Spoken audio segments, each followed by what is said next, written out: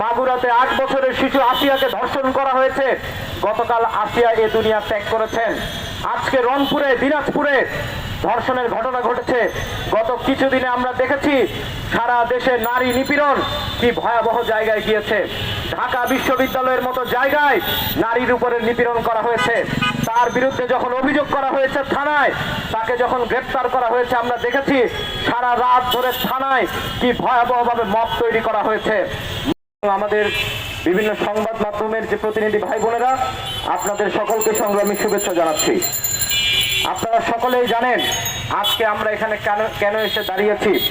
বাংলাদেশে গত 5 August fascist Sheikh হাসিনার পতন হয়েছে। বাংলাদেশে ফ্যাসিবাদ বিরোধী সকল শক্তি তারা যে দীর্ঘ লড়াই চালিয়েছেন গত 15 বছরে, তার ধারাবাহিকতায় যে গণ অভ্যুত্থান সংগঠিত হয়েছে আমরা দেখেছি। তার ফলে হাসিনার পতন হয়েছে এবং শেখ হাসিনার পতনের পরে সকলের সম্মতির ভিত্তিতে এখানে একটা অন্তর্বর্তীকালীন সরকার গঠিত হয়েছে। সেই অন্তর্বর্তীকালীন সরকারের ক্ষেত্রে আমরা দেখেছি সকল রাজনৈতিক দল, ছাত্র সংগঠন তারা সকলে এই সরকারের ব্যাপারে সমর্থন দিয়েছেন, তাদেরকে সহযোগিতা করেছেন। কিন্তু বিগত 6 মাসে বাংলাদেশে যে আইন শৃঙ্খলা পরিস্থিতি আমরা দেখেছি, বিগত 6 মাসে বাংলাদেশে আইন শৃঙ্খলা পরিস্থিতি ঠিক হয় নাই। মাগুরাতে 8 বছরের শিশু আসিয়াকে ধর্ষণ করা হয়েছে। গতকাল আসিয়া এ দুনিয়া ত্যাগ করেছেন। আজকে রংপুরে, দিনাজপুরে ধর্ষণের ঘটনা ঘটেছে।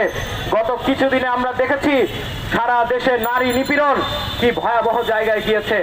ঢাকা বিশ্ববিদ্যালয়ের মতো জায়গায় নারীর উপরে নিপীড়ন করা হয়েছে। তার বিরুদ্ধে যখন অভিযোগ করা হয়েছে থানায়, তাকে যখন গ্রেফতার করা হয়েছে, আমরা দেখেছি সারা রাত ধরে থানায় কি ভয়াবহভাবে মব তৈরি করা হয়েছে।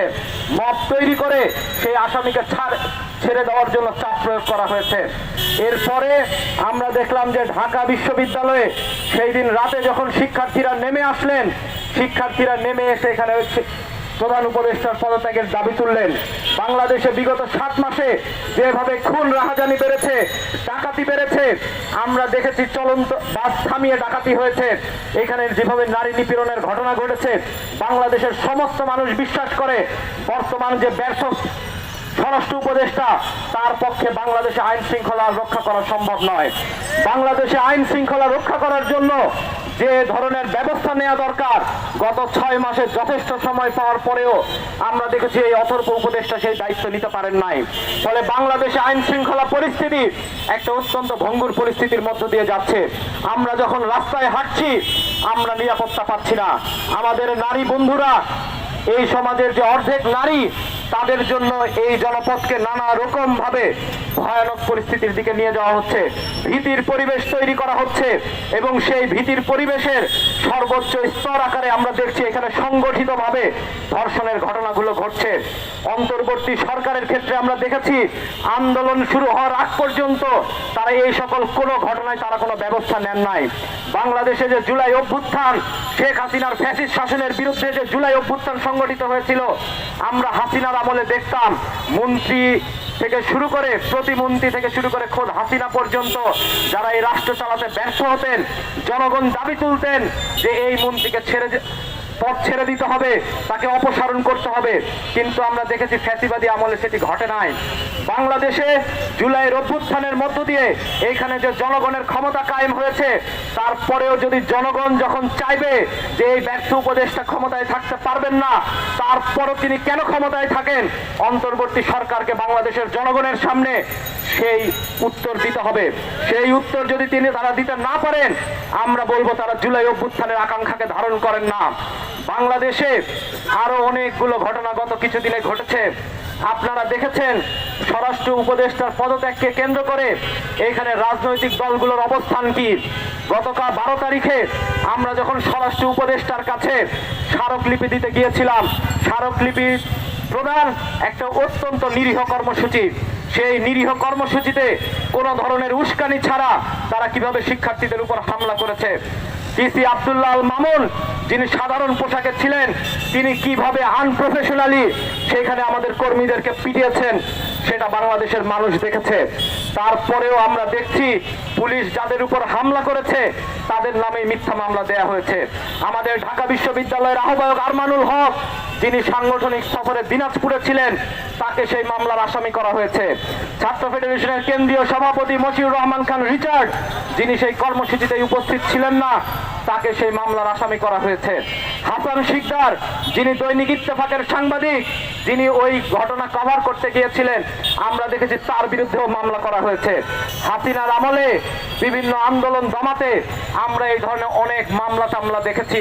হাসিনার আমল আমাদেরকে ভয় পাইতে দেয় নাই, আমরা ভয় পাই নাই, সামনের দিনেও আমরা ভয় পাবো না। এবং বাংলাদেশে আমি এই মুহূর্তে বাংলাদেশের যে ব্যর্থ স্বরাষ্ট্র উপদেষ্টা, তার পদত্যাগ দাবি করি।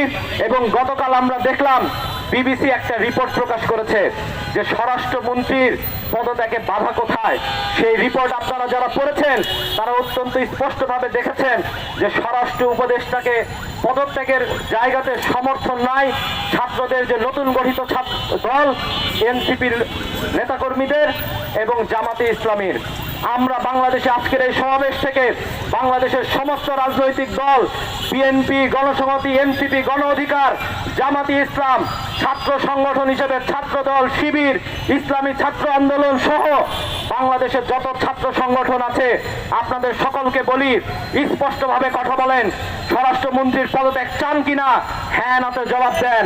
যদি জবাব দিতে না পারেন, বাংলাদেশের মানুষ মনে করবে আপনারা জুলাই অভ্যুত্থানের সাথে বেইমানি করছেন। নতুন যে ছাত্রদের নেতৃত্বে যে ছাত্র সংগঠন গড়ে উঠেছে, আমরা দেখলাম সেই দিন রাত্রেবেলা ব্যাপক ক্ষোভে ঢাকা বিশ্ববিদ্যালয়ের শিক্ষার্থীরা যখন হল থেকে নেমে এসে ঢাকা বিশ্ববিদ্যালয়ে জড়ো হলেন, এইখানে যখন এক দফা এক দাবি স্বরাষ্ট্র উপদেষ্টার পদত্যাগের দাবি করা হলো, শিক্ষার্থীরা যে দাবি করলেন, আমরা দেখলাম অনেক সিস্টেম তদবিরবাজি করে সেই দাবিকে হাওয়া করে দেওয়া হলো। সেই দাবিকে হাওয়া করে দিয়ে বর্তমান সরকারের কার্যত যে লেসপেন্সারের ভূমিকা, সেটি আমরা মনে করি তারা নিয়েছেন। ফলে ব্যর্থ স্বরাষ্ট্রমন্ত্রীর পদত্যাগ বিষয়ে বাংলাদেশের রাজনৈতিক দল, ছাত্র সংগঠন এবং উপদেষ্টারা যারা আছেন, তারা প্রত্যেকে জনগণের কাছে জবাবদিহিতা করবেন। তারা যদি মনে করেন এই স্বরাষ্ট্র উপদেষ্টাকে রেখে দেওয়া দরকার, কেন রেখে দেওয়া দরকার, সেটা বাংলাদেশের মানুষের সামনে তাদের পরিষ্কার করতে হবে। জবাবদিহিতা ছাড়া আমরা কারো কোনো কথা শুনবো না। ফলে সেই জবাবদিহিতা করার জন্য আমি সকল রাজনৈতিক দল, ছাত্র সংগঠন এবং উপদেষ্টাদের আহ্বান জানাচ্ছি এবং ছাত্র নেতাদের নামে যে মিথ্যা মামলা করা হয়েছে, সেই মিথ্যা মামলা অবিলম্বে প্রত্যাহারের দাবি জানিয়ে আমাদের আজকের এই কাফন মিছিল পূর্ব যে সমাবেশ আমরা এখানেই শেষ করছি। আমরা এখান থেকে একটি মিছিল বের করব। সেই মিছিল